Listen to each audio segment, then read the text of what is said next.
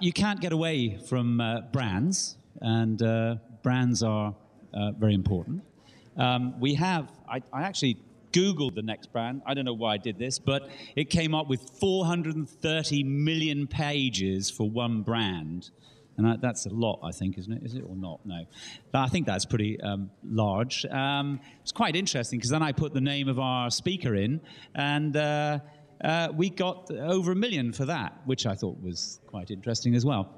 And this is another Brunel person. We've had Brunel people are like buses, aren't they? You don't see them for ages, and then 4 come along at once. And so this next person, we're really, really pleased to have as a guest a Brunel alumni who studied product design at Brunel, and now is global head of design at a small Finnish company that does something or other called Nokia. And it's, ladies and gentlemen, big round of applause for Alastair Curtis, please.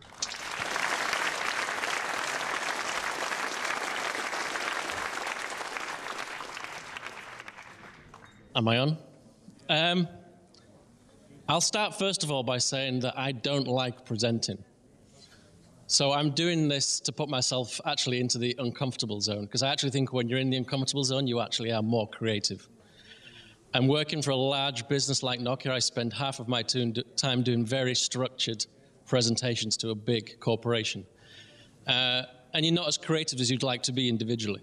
So taking this on for me is actually quite a challenge, quite a sort of an interesting thing for me to do to put me in my discomfort zone. I'll get to the images later. I think that what I want to do really before sort of going into the images and going into this is just to sort of say that Nokia is a big, big company. I mean, 5th biggest brand, 100 and some plus thousand employees and all the rest of it that John just talked about. But in order to help put it into context, I just want to read off a few figures for a few seconds. 13, 26, 39, 52, 65, 78, 91, 104, 117, 130. That's how many people bought a Nokia phone in 10 seconds. In 1 hour, actually, when I finish this presentation in 6 minutes, 4,680 people have bought a Nokia phone. In 1 hour, 46,800 people will have bought a Nokia phone. By 24 hours from now, over 1 million people will have bought a Nokia phone. Now, I'm not trying to brag by giving you those numbers. It's not like a showing off thing, but I'm just trying to put Nokia into context and what we do as a design organization into context. We're selling 1 million plus phones per day to people from all walks of life, from every country in the whole world, apart from Japan and Korea. And that's a huge, huge... I mean, it's huge when you think about it. And I think from a design point of view, the responsibility, the challenge, and the opportunity that comes with that is huge.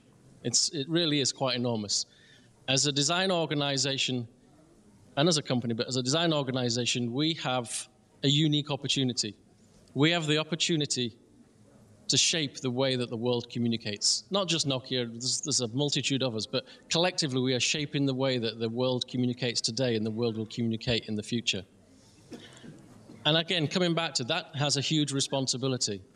As a designer, when I first was at Brunel and when I went on to Royal College and when I went on to other places, I was very idealistic. I believed that design could change the world to make the people's lives better. And now I still believe that. But now working for a design organization which can shape the world and help the world communicate, we're finally in a position to actually do that. And I think as a design organization, we take that very seriously because we have now an ability to help make the world better. Now, what you're seeing on the screen here are just 20 plus images that were taken from a massive data bank that we have. Because essentially, I believe personally that I get my inspiration from people. Normal people, everyday people, I get my inspiration from. And I want to, as a design organization, I want us to embrace that as a design organization, that we get our inspiration from people around the world, that we understand people from around the world. So as a design organization, we spend as much time outside the design studio as we do inside the design studio.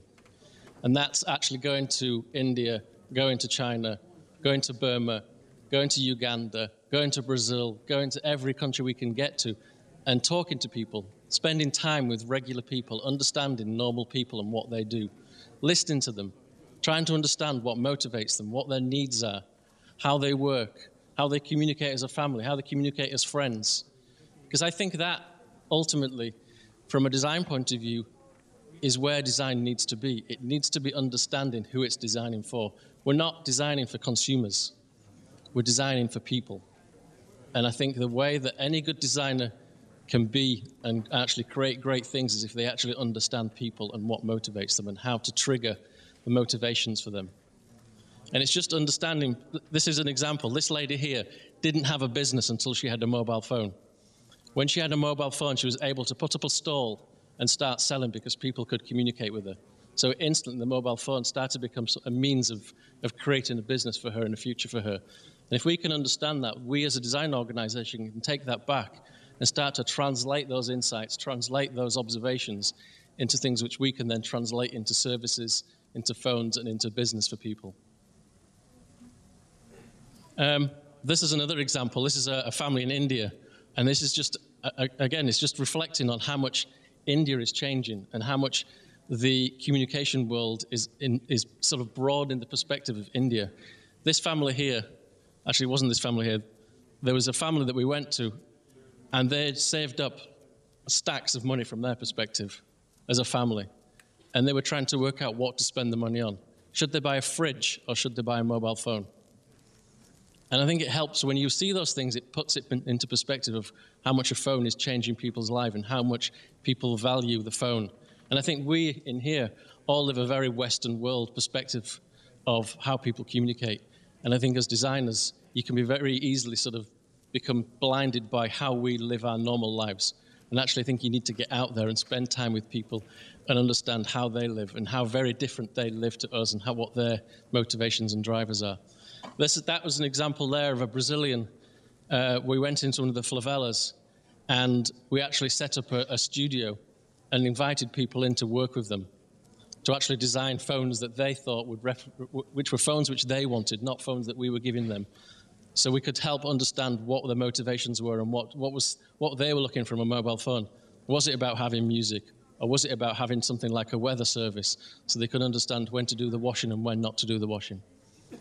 So, I mean, I don't know how long I've got, and I've, again, sort of out of the comfort zone, and I'm sort of don't know whether this is a 6-minute presentation or a half-hour presentation. But I just want to end by saying that I think that from a design point of view, the world has changed. And I think we are still motivated by creativity, and we are still motivated by many things. But I believe that as a design organization, Nokia Design has to put people at the heart of its process. Because I think when you put people at the heart of your process, you start designing more relevant solutions for people. And that's people from all walks of life, all cultures of life. Thank you.